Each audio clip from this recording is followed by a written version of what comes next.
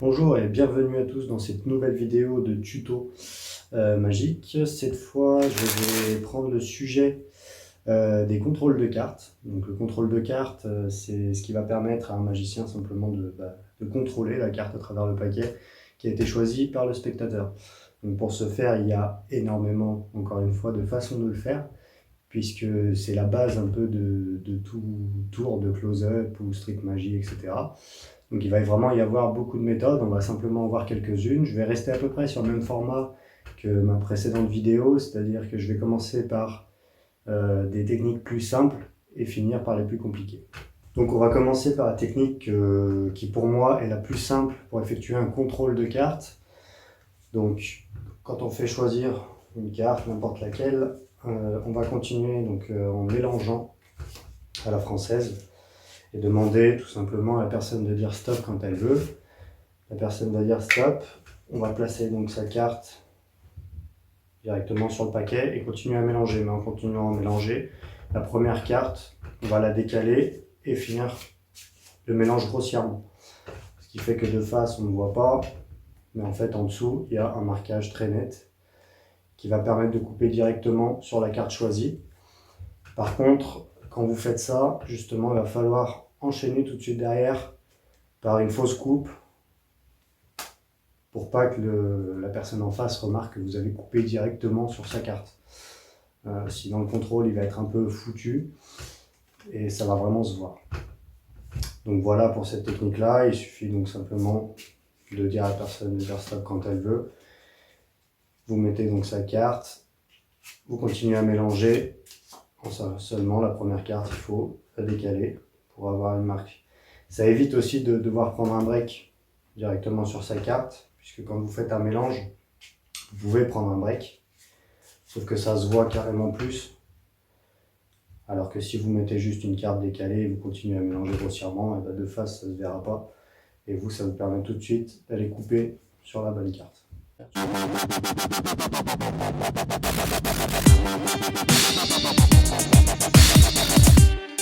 Alors cet effet-là de contrôle de carte, je l'aime bien parce qu'il est assez rapide. Alors par contre, vous ne pouvez pas l'effectuer à 180 degrés, donc avec le public tout autour de vous.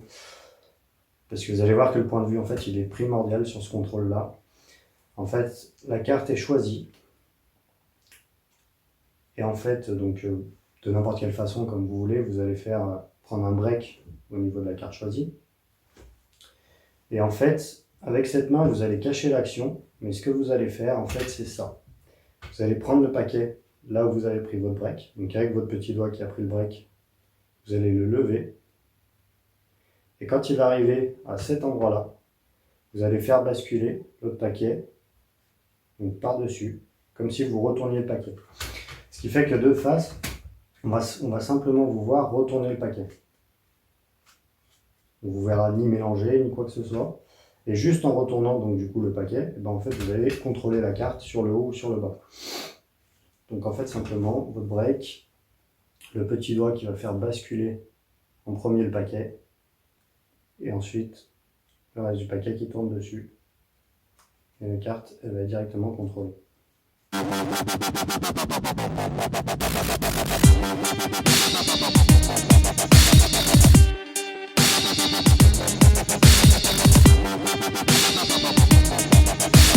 Ensuite, deuxième technique pour faire un contrôle de carte qui va être qui va demander un peu plus d'entraînement, mais que je préfère largement, c'est en fait de mettre la carte directement donc dans le paquet Et en fait, vous allez la faire passer en dessous. Alors comment?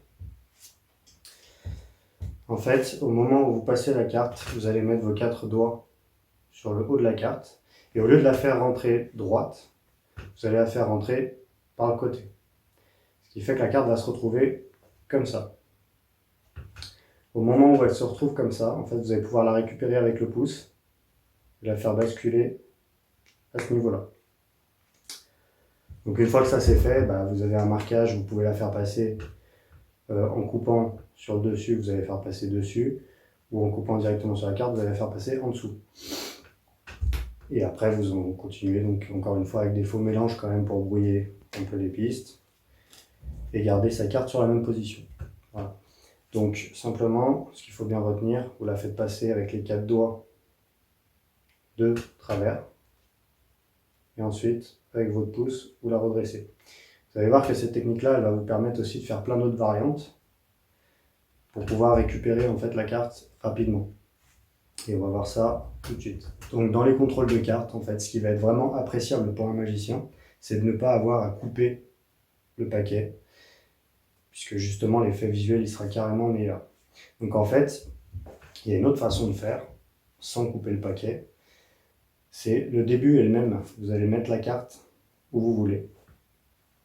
Vous pouvez même demander au spectateur de la mettre où il veut en fait. Simplement, vous allez serrer le paquet pour pas qu'il puisse la rentrer entièrement. La carte, elle va coincer et à ce moment-là, vous prenez vous le relais et vous allez la faire passer en dessous comme tout à l'heure.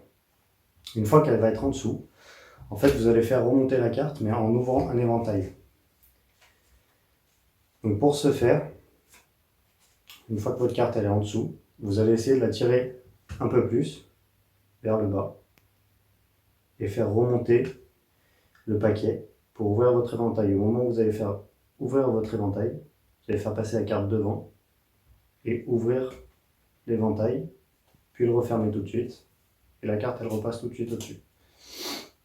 Simplement pour que ça se voit le moins possible en fait, il faudrait faire descendre à chaque fois un peu la carte, un peu plus, pour qu'au moment où vous ouvrez l'éventail, ce soit plus facile de la faire sortir et passer devant. Vous ouvrez votre éventail, la carte se retrouve sur le haut, et vous n'avez pas eu besoin ni de couper, ni de mélanger, ni de faire quoi que ce soit, la carte elle se retrouve tout de suite en haut.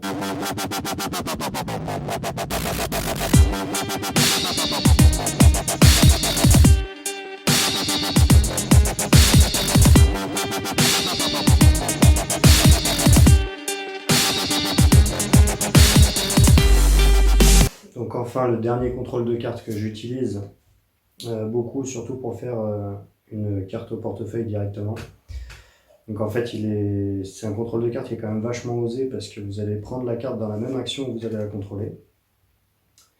Et c'est vrai que ça permet de mettre la carte au portefeuille très très rapidement. C'est pour ça que dans la vidéo, je l'ai montré comme ça. Bien sûr, je ne le présente pas comme ça. Je ne prends pas directement la carte dans le portefeuille et je monte tout de suite le portefeuille. Donc en fait, vous allez faire le même contrôle de départ, passer la carte en dessous. Sauf que tout de suite, la carte, avec votre petit doigt, vous allez la faire glisser plus bas et la prendre entre l'index et le pouce. Ce qui va donc de face cacher la carte. En la faisant passer, en fait, moi ce que je fais, c'est que je mets le portefeuille donc derrière dans la poche arrière. Et au moment où en fait je vais empalmer donc la carte comme ça, je vais tout de suite tendre le paquet et passer la carte dans le portefeuille. Donc je ne vais pas vous expliquer comment marche le portefeuille, hein, parce que forcément ça, il va falloir l'acheter. Mais ce qui est important en fait dans l'action pour pas qu'on puisse voir que vous avez pris la carte, c'est de ne pas reculer tout de suite cette main, mais en fait d'avancer le paquet vers la personne au moment où vous allez prendre la carte. Et lui tendre en disant, tiens, mélange-toi le paquet, et vous allez passer votre carte dans le portefeuille. Donc moi j'aime bien ça, par contre c'est vrai que c'est très osé parce que vous allez tout de suite faire passer la carte et la prendre quoi. Dans le même passage, vous allez la prendre tout de suite derrière. C'est pour ça que je demande à la personne de mélanger et après je prends mon portefeuille donc dans la même action où je vais le charger avec ma carte et je vais tout de suite le sortir et dire voilà, moi je vais juste prendre mon assistant et le poser là. Et derrière, bah, je peux faire révéler la carte à l'intérieur du portefeuille. Donc pour info, ce portefeuille-là, c'est le FPS, que moi j'aime bien parce qu'il est très très fin. Donc je peux l'utiliser tous les jours. Il est vraiment, vraiment pratique, la charge elle se fait très très bien. Je trouve qu'il est quand même bien foutu. Vous pouvez le trouver n'importe où, hein, ce portefeuille-là, sur n'importe quel site boutique de magie autre. Voilà, donc encore une fois, merci d'avoir suivi cette vidéo. N'hésitez pas à vous abonner pour être averti sur mes prochains tutos et pouvoir en apprendre plus ou échanger aussi sur diverses techniques que vous utilisez vous. Et puis voilà, pouvoir progresser tous ensemble. Merci.